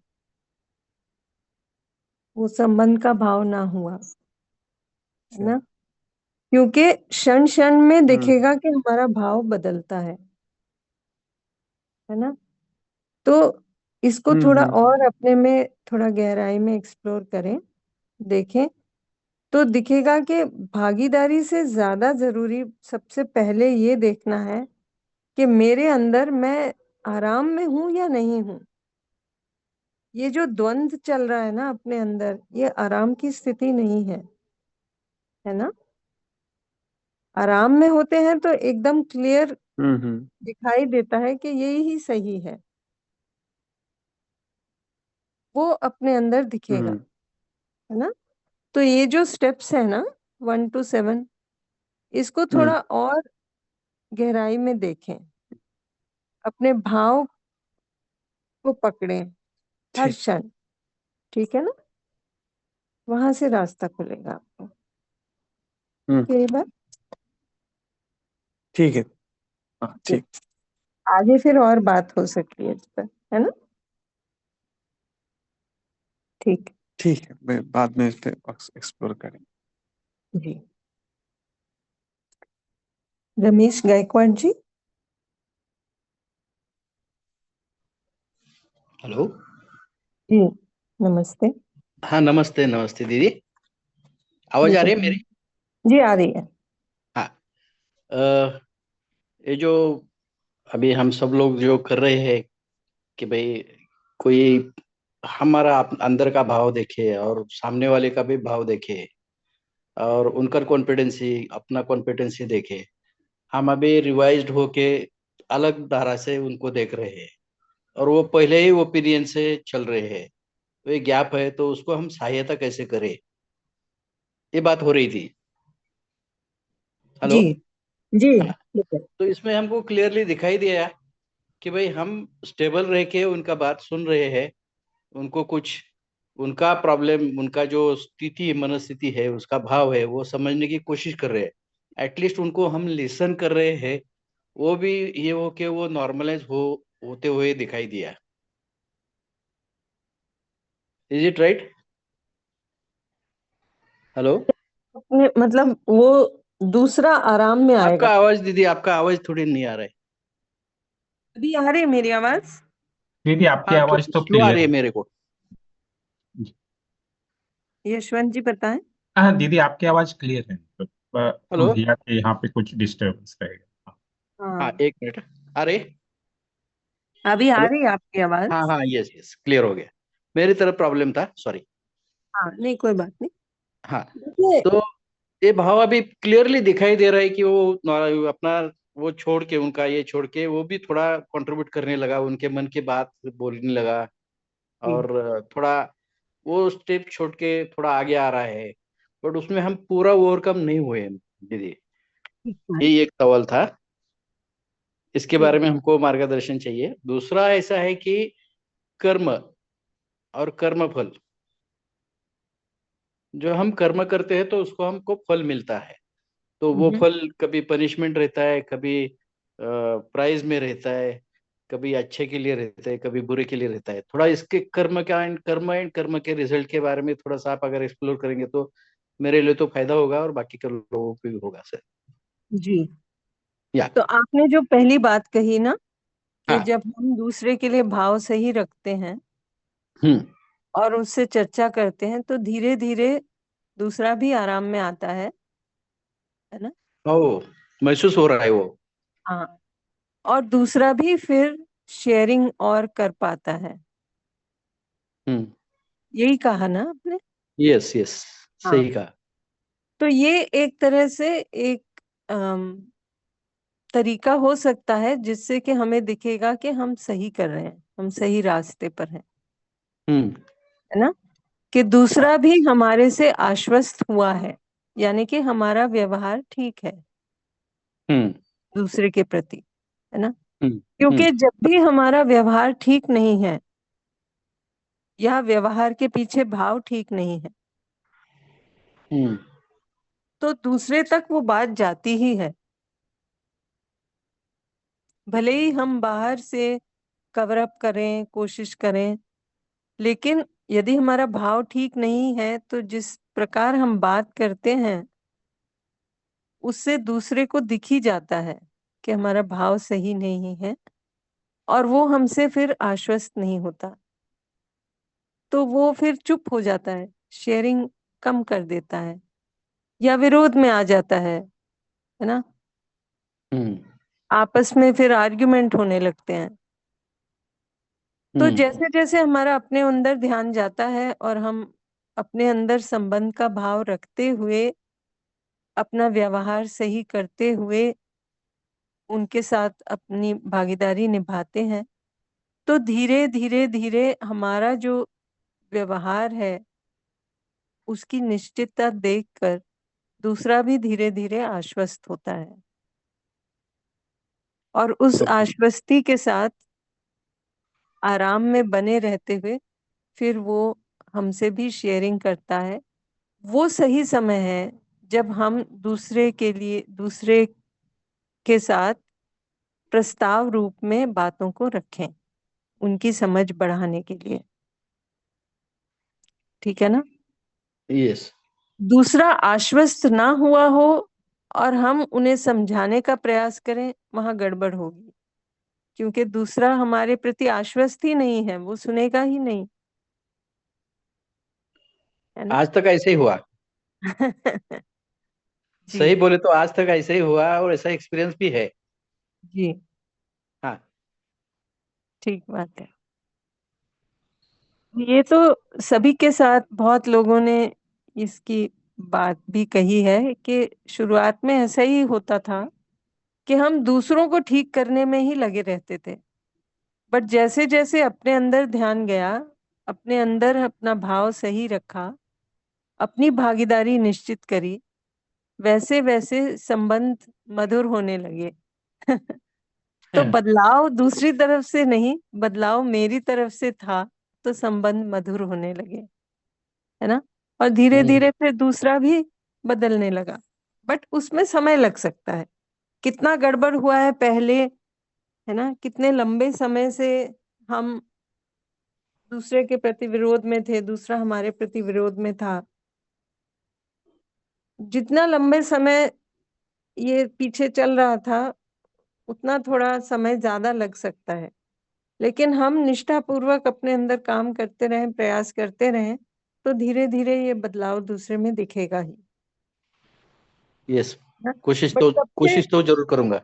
जी, बट सबसे पहले ये होगा कि जैसे ही मैंने अपने अंदर संबंध का भाव रखा, भले ही दूसरे का व्यवहार कैसा भी हो, मैं आराम में आ जाऊंगा, है ना? ये इम्पोर्टेंट बात है, ठीक तो है। इसमें ऐसा होता था कि हर टाइम मैं ही मेरा भाव सही रखने का और दूसरे ने कैसा भी करने का, तो ये हमारे पहले मन में चलता था। अभी ऐसा है कि आपने बोले कि निष्ठा पूर्वक ही ये बात होना चाहिए। जी, हम्म। तो मेरी भागीदारी है ना, उस पर भी ध्यान जाएगा। दूसरा जो मर्जी करता रहे, ऐसा भी नहीं है। एक तरह से एक सेंस जाता है कि हमें परवाह नहीं, वो क्या करें करने दो, ऐसा भी नहीं है। हम दूसरे को इग्नोर नहीं करेंगे।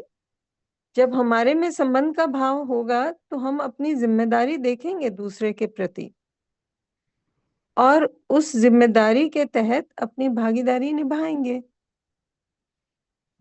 फॉर एग्जाम्पल, अभी जो पिछली शेयरिंग में जो बात हो रही थी ना, हमारे पास समय नहीं है, या हमारे पास इतना ही समय है, हम इतना ही कर पाते हैं। बहुत से लोगों ने ये शेयर किया था कि सुबह के समय हमारे पास समय नहीं होता, क्योंकि हमें कॉलेज जाना होता है, हम ये सब बातें सुनने के लिए हमारे पास समय नहीं है। हमें रेडी होना होता है, बच्चों को रेडी होना होता है, हमारी वाइफ को ये करना होता है, बहुत सी बातें। बट जैसे जैसे वो हमें उसकी महत्ता दिखी, उसका महत्व हमको दिखाई दिया अपने लिए, तो बहुत से लोगों ने एक छोटा सा जो नहीं होता ईयरफोन, वो लगा के फोन में और अपने काम को शुरू कर दिया किचन में। बहुत से जेंट्स हैं जिनको संबंध का भाव रखते हुए ये दिखा कि वाइफ इतना काम कर रही हैं सुबह किचन में, मेरी भागीदारी मुझे तय करनी है इसमें, तो वो भी अपने कानों में वो ईयरफोन लगा के उनकी सहायता करने लगे और उनके साथ किचन में हेल्प करने लगे। और धीरे धीरे उनको दिखा कि संबंध और मधुर होने लगे, और दोनों ही चर्चा करने लगे। वाइफ की भी एक स्वीकृति बनी कि ये जो काम आप कर रहे हो, ये जो सुन रहे हो आप, ये बहुत एक तरह से इम्पोर्टेंट है हमारे परिवार के लिए। ये जरूरी है। दिखा, उनको भी दिखा, क्योंकि उन्होंने व्यवहार देखा कि दूसरे का व्यवहार एक निश्चित ढंग से होने लगा, वो अपनी भागीदारी निभाने लगे परिवार में, है ना। तो वो सब होगा, धीरे धीरे होगा, है ना। बट शुरुआत हमें अपने से करनी पड़ेगी, ठीक है ना। यस। अब आते हैं आपके दूसरे प्रश्न पे, कर्म और कर्म का फल। अभी इसको समझने जाएंगे तो ये बहुत सिंपल है। ये जो बात हम कर रहे हैं ना अभी, कर्म यानी सिर्फ एक्शन बाहर नहीं, कर्म यानी जो हमने डिसीजन अंदर लिया, वो भी हमने जो भाव अपने अंदर बनाया, वो भी कर्म में आता है ना। तो अभी इसी क्षण आप देखेंगे, यदि मैंने संबंध का भाव रखा, है ना, ये मेरा कर्म हुआ, मैं अपने अंदर आराम में आ गया, ये कर्म फल हुआ, ठीक है, हमने अभी इसी क्षण संबंध का भाव रखा, हम आराम में आ गए, कर्म कर्म फल। हमने विरोध का भाव रखा, हम दुखी हो गए, परेशान हो गए, अपने अंदर द्वंद्व में आ गए। ठीक है, इसी तरह बाहर भी देखेंगे तो हम कुछ प्रयास करते हैं, है ना। बाहर वो होगा कि नहीं होगा इसकी निश्चितता हम नहीं तय कर सकते। हाँ, क्योंकि कोशिश कर सकते हैं।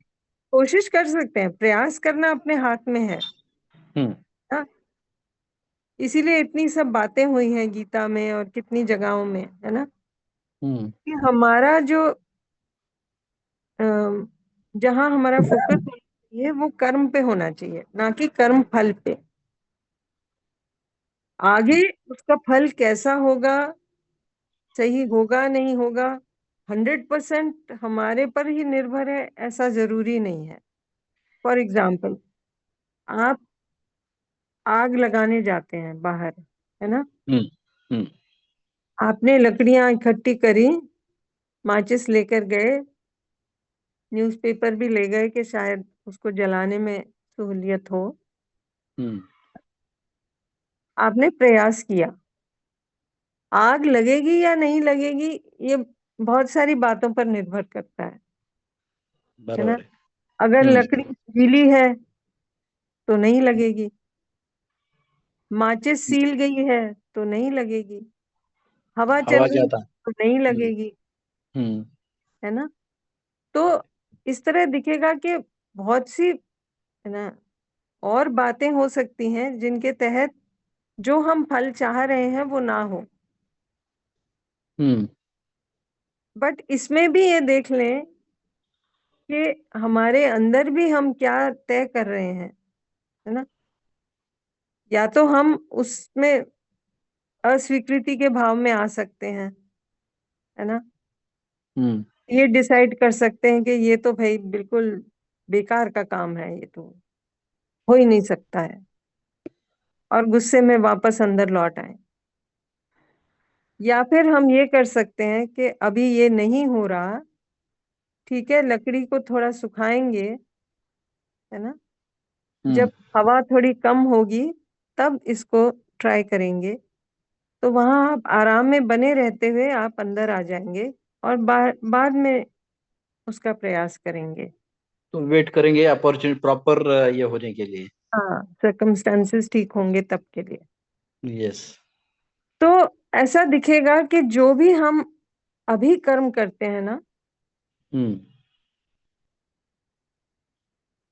अभी जो हमारे सामने है, इसको वहां से शुरू करते हैं, जो भी हमें हमारे सामने अभी आया है वो एक तरह से हमने जो पहले कर्म किया उसके तहत हमारे सामने आया है। और जो भी हम अभी तय करेंगे, जो हमारे सामने आया वो तो भाई हमने पहले जो भी किया हो उसके तहत कुछ हमारे सामने आया, है ना। वो तो उसको हम रोक नहीं पाएंगे, जो परिस्थिति हमारे सामने आई वो तो आई, है ना। लेकिन उस परिस्थिति के साथ अब मैं क्या करूं, इसके लिए हम किसी भी तरह से बाध्य नहीं है, हम एकदम फ्री हैं इस चॉइस को करने के लिए कि अब मैं क्या करूं।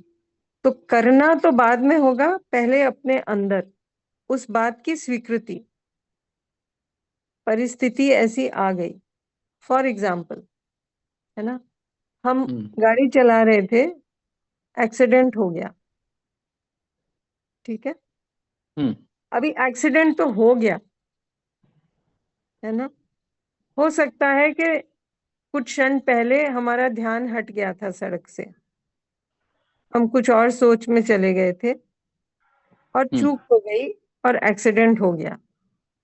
तो ये कर्म फल हुआ हमारे कुछ क्षण पहले के लैप्स की वजह से, ठीक है। अब ये हमारे सामने आ गया, अब हम क्या तय करेंगे, इसके लिए हम एब्सोल्युटली फ्री हैं इस क्षण, है ना। फिर ये तय करेगा कि हमारा कल कैसा होगा। तो एक होता है जिसको हम बोलते हैं डेस्टिनी। तो हमें लगता है कि डेस्टिनी यानी मेरा भाग्य ही ऐसा है। तो भाग्य खुद हम बनाने की फ्रीडम रखते हैं, चॉइस रखते हैं। आज जैसा हम तय करेंगे उस हिसाब से कल हमारा भाग्य बनेगा। जो आज हमारे सामने हमारा भाग्य बन के आया है, अब उसको हम बदल नहीं सकते। तो उसके लिए स्वीकृति भाव रखते हुए आज हम जो भी तय करेंगे उससे हमारा कल एक डायरेक्शन में जाएगा। तो उसको हम मोमेंट टू मोमेंट इसको देख सकते हैं। अभी दूसरा मेरे ऊपर चिल्ला दिया, अब वो जो भी गलती हुई दूसरे की तरफ से मेरी तरफ से, है ना, वो पहले की बात है। अभी तो वो दूसरा चिल्ला दिया, अब मैं उसको उसके लिए अपने अंदर क्या करूं, उसके लिए मैं टोटली फ्री हूं। उसमें मेरी कोई बाध्यता नहीं है। यदि मुझे दिखता है कि दूसरा परेशान है, मैं उसको संबंध के साथ देखता हूँ, तो दिखेगा कि जैसे मैं जब परेशान होता हूँ कभी कभी चिल्ला देता हूँ, दूसरा भी वैसा ही कर रहा है। जब मुझे ये संबंध का भाव दिखा तो मैं अपने अंदर आराम में आ गया, है ना। ये कर्मफल हुआ अभी का, मेरी चॉइस। यदि मैंने ये चूज किया कि ये दूसरा चिल्ला दे रहा है, ऐसे कैसे चिल्ला दे रहा है मेरे ऊपर, क्या समझता है, मैं भी वापस चिल्ला दी। मैं परेशान भी हूँ विरोध के भाव से, मैंने चिल्ला दिया, दूसरे को भी परेशान किया, ये कर्म फल हुआ। ठीक है ना। ठीक है, सही सही है। नहीं, कोई कर्म कर्म शाप होता है, कोई कर्म अच्छा भाग्य का होता है। तो ये जो कॉन्सेप्ट है, ये जो मान्यता है, इसके बारे में थोड़ा सा। देखिए, इन बातों में जितना जितना हम अपने अंदर एक्सप्लोर करेंगे ना, तो दिखेगा कि ऐसा कुछ भी बहुत वो रहस्य नहीं है, है ना। तो शुरुआत हम अपने अंदर से करें। जैसे कि मैंने बात कही कि कर्म को सिर्फ एक्शन न मानकर अपने अंदर देखेंगे तो जो भी हम निर्णय लेते हैं वो कर्म है हमारा, है ना। जो भी हम अभी निर्णय ले रहे हैं वो अभी जो हमने कर्म किया, जो हमारे सामने भाग्य बन के आ रहा है वो हमारा पुराना कर्म था, है ना। अभी हम संस्कारों की बात करते हैं। हमारे अंदर गहरे गहरे संस्कार बने हुए हैं, है ना। ये पूरा जो संस्कारों का पूरा वो झंझोड़ा है अपने अंदर पहले का, ये हमारा संचित कर्म है ही ना। हमने पहले कुछ मान लिया और उसको दोहराते गए, वो और गहरा होता गया, अब वो भाग्य बन के हमारे सामने आ गया, है कि नहीं। लेकिन इस क्षण हमारा कैसा भी संस्कार हो, इस क्षण हम फ्री हैं कि हम क्या चॉइस करते हैं। तो यदि हमारा ध्यान सहज स्वीकृति पे जाता है तो हम एक प्रकार की चॉइस करते हैं, नहीं जाता है तो हो सकता है हम दूसरे प्रकार की चॉइस करेंगे। हमारी मान्यता को ही लेकर जो भी हमने माना हुआ है, जो भी हमारा संस्कार है, उसी के तहत चलते जाएंगे तो वो संस्कार और गहरा होता जाएगा, फिर वो आगे फिर भाग्य बन के आएगा। जब भी वो जैसे बीज होता है ना, बीज जब सर्कमस्टांसेस एनवायरनमेंट कुछ ठीक रहता है तो वो उभर के आता है। तो संस्कार भी बीज रूप से अपने अंदर बना ही हुआ है, ये संचित कर्म ही है हमारा, है ना। तो जब भी सर्कमस्टांसेस ऐसी होंगी तो वो उभर के आएगा, फिर हम दुखी हो जाते हैं उससे, हाय मेरा भाग्य, किसने मेरा भाग्य ऐसा बना दिया।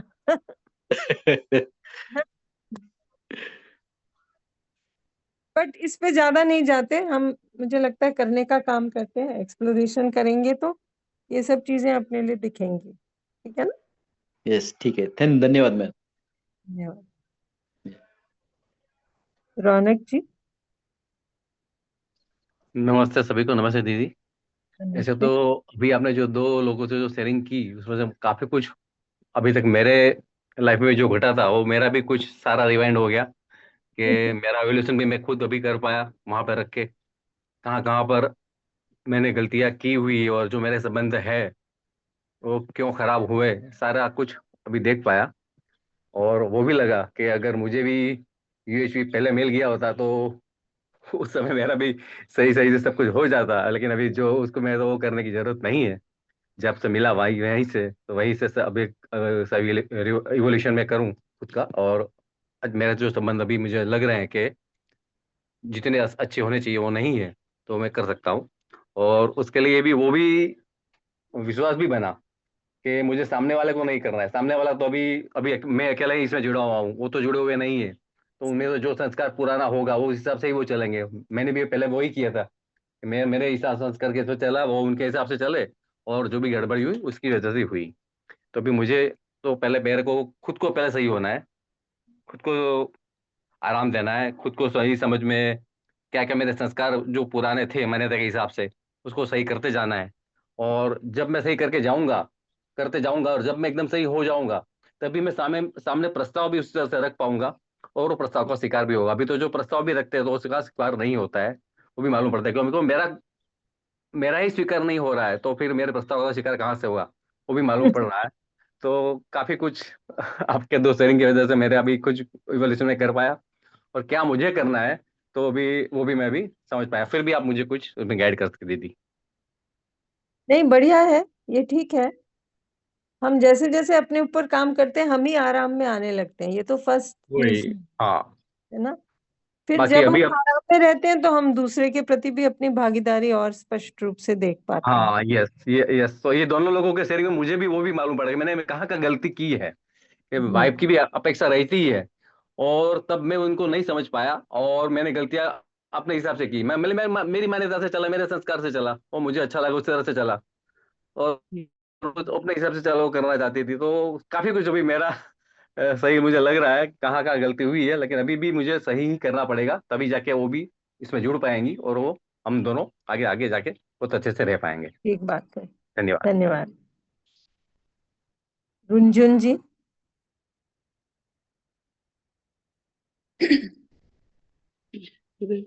नमस्ते सभी को। नमस्ते। नमस्ते।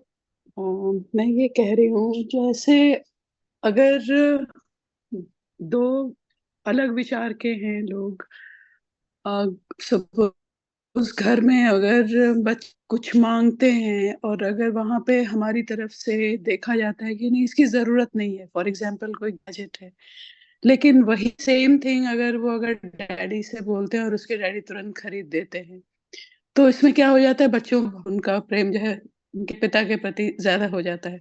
मदर टोका टाकी करेंगी तो इधर पे ये होगा। इन चीजों को समझते हुए अगर मैं देखती हूँ कि ठीक है अगर अगली बार ऐसे कुछ मांगते हैं तो हमने में भी हमारी तरफ से भी हाँ रहेगा, डिस्पाइट नोइंग कि वो नहीं चाहिए, अननेसेसरी फिजूल के खर्चे हैं। तो भाव जो है यहाँ पे जब चेंज करती हूँ मैं अपनी तरफ से कि हाँ ठीक है जरूरत नहीं भी है सामान के, अननेसेसरी आप जो घर भर रहे हो चीजों को जो है सो खरीद रहे हो तो खर्चे बढ़ रहे हैं। लेकिन यहाँ पे ठीक है आप बहुत ही अच्छे माहौल में हो, लेकिन हमारा एक तो बहुत बड़ा वो हो ही रहा है, नुकसान हो ही रहा है कि हमारे माने पैसे खर्च हो रहे हैं। जब हम अच्छे भाव में आ जाते हैं कि ठीक है तुम्हें ऐसा फील होता है कि हाँ मैं टोका टाकी करती हूँ इसलिए हम ये नहीं ले सकते, अपग्रेडेशन ये इसके मोबाइल है या फिर कुछ जरूरत है इन्हें, तो उन चीजों में अगर मैं ना टोकूं तो बहुत बढ़िया रहेगा। दे विल फील कि हाँ मामा इज आल्सो सपोर्टिंग। लेकिन वी आर अननेसेसरी जो है सो एक्सपेंसेस आ रहे हैं। तो इस पे जरा सा आप हमें बताएं कि अगर हम अच्छे रिलेशंस रखते हैं, अच्छे भाव रहते हैं, माहौल हार्मनी का रहता है, तो वहाँ एक बड़ा नुकसान हो रहा है जो हमारे खर्चे बढ़ जा रहे हैं। ठीक है, इसके लिए अगर देखें तो हमने वो जो बात कही थी ना वर्कशॉप में तो हम सबको एज ह्यूमन बीइंग्स 3 चीजों की आवश्यकता है, इसकी बात हुई थी, है ना? समझ, संबंध और सुविधा, सुविधाएं। है ना? और इसकी प्रायोरिटी की भी बात हुई थी। क्या हमारे लिए प्रायोरिटाइज करने की जरूरत है? तो इसमें ये दिखा था कि समझ को हमने पहली प्रायोरिटी दी थी, फिर संबंध को, फिर सुविधा को, है ना? तो सुविधा यूज हो रही है, कम पड़ रही है, ऐसा है। तो अभी हम यहाँ क्या कर रहे हैं, है ना? तो जैसे जैसे हमारी समझ बढ़ती है वैसे वैसे ये दिखता है कि अभी भी हो सकता है हमारे पास आवश्यकता से अधिक है ही, ठीक है? ट्रू। तो सुविधा का प्रॉब्लम नहीं है ना? इससे ऊपर की प्रायोरिटी पे चलते हैं, संबंध, है ना? तो अब दोनों के बीच में जब द्वंद्व होता है तो हम किसको प्रायोरिटी देंगे, ये अपने अंदर देखने की बात है, बहुत इम्पोर्टेंट, है ना? तो सही मायने में हम यदि संबंध को प्रायोरिटी देंगे तो सबसे पहले हम सबके प्रति संबंध भाव रखें, चाहे कोई कैसा भी कर रहा है, संबंध का भाव सबसे पहले रखेंगे और उसको रखते हुए अपनी भागीदारी निश्चित रूप से करेंगे, ठीक है ना? तो अभी जो आपने उदाहरण दिया, बच्चे कुछ चीज मांगते हैं, फादर तुरंत दे देते हैं, हम मना करते हैं तो हमारे साथ वो रुष्ट हो जाते हैं। तो वो जो उदाहरण है ना कि जैसे आग में हाथ डालने बच्चा गया तो माँ उसको खींच के पीछे कर लेती है बलपूर्वक, तो क्या बच्चा माँ से रुष्ट हो जाता है? होता है क्या? नहीं। नहीं होता। क्यों नहीं होता? क्योंकि माँ का संबंध का भाव बना रहता है ना? तो जब हम संबंध का भाव रखते हुए बच्चे को समझ बढ़ाने के लिए कुछ करते हैं, वहां प्रॉब्लम नहीं होगी, बच्चा भी समझेगा। ऑफ कोर्स अगर छोटा बच्चा है तो उसकी जितनी समझ है उसके हिसाब से हम उसके सामने बात रखेंगे, तो धीरे धीरे दिखेगा कि वहां प्रॉब्लम नहीं है, प्रॉब्लम हमारे भाव में आ जाती है। प्रॉब्लम हम ये है कि हम दूसरे पर फोकस करते हैं। हमारा संबंध बच्चों के साथ भी है, बच्चों के फादर के साथ भी है, अपने हस्बैंड के साथ भी है, घर में जितने भी मेंबर्स हैं उनके साथ भी है, बाहर के लोगों के साथ भी है। तो जब हम अपने अंदर संबंध के भाव को फोकस में रखेंगे तो धीरे धीरे हमको दिखेगा इन सबके साथ हमारी भागीदारी है, एक के साथ ही नहीं है ना? तो धीरे धीरे जब ये ध्यान जाएगा तो हम संबंध का भाव रखते हुए अपना जो व्यवहार है उसको सही रखेंगे। धीरे धीरे दूसरा भी हमारे व्यवहार से आश्वस्त होगा, तब वो सुनने की स्थिति में आएगा, फिर हम प्रस्ताव रूप से उसके सामने भी बात रखेंगे। तब तक जो जैसा चल रहा है उसको कम से कम हम नकारें नहीं, है ना? क्योंकि अभी अगर दूसरे को अपने अंदर सुख का स्रोत नहीं दिख रहा तो वो बाहर ही तो ढूंढेगा और क्या करेगा, है ना? तो वो भी एक तरह से उसकी भी बाध्यता जैसी है, उसको भी नहीं और कोई रास्ता दिखता, तो अभी वो वही कर रहा है। हम भी शायद ऐसा ही करते यदि हमें ये प्रस्ताव रूप में ना मिला होता, हो सकता है ना? तो फिर दिखेगा कि दूसरा मेरे जैसा ही है, तो मैं तो अपनी भागीदारी कम से कम निश्चित ढंग से करूं, बट संबंध के भाव के साथ। यहाँ चूक होती है। जब भाव बिगड़ जाता है तो दूसरे मुझसे रुष्ट हो जाते हैं, लेकिन जब भाव ठीक रहते हुए हम भागीदारी करते हैं तो दूसरे को प्रॉब्लम नहीं जाता। ठीक, इसको थोड़ा सा विचारें, फिर आगे धन्यवाद।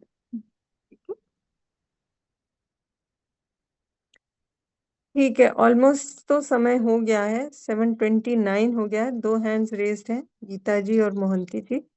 मुझे लगता है हम कल ले लें, 7:30 ही होने आ गया।